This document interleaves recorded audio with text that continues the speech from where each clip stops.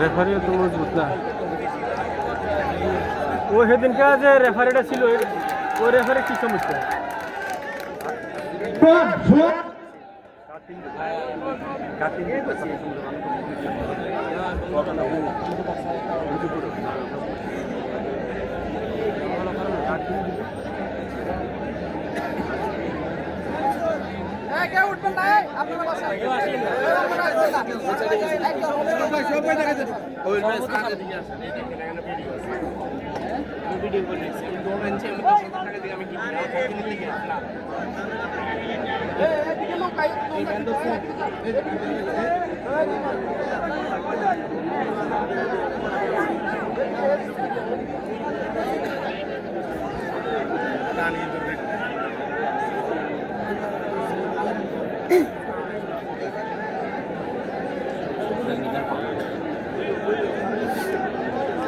আর আপনারা যদি বলেন হ্যাঁ এটা ফাউল হয় নাই, আমি এখান থেকে চলে যাবো,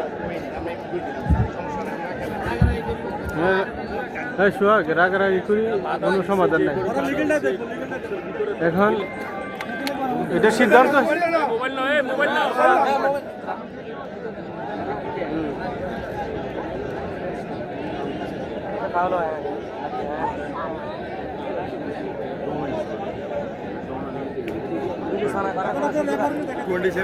পাওয়া না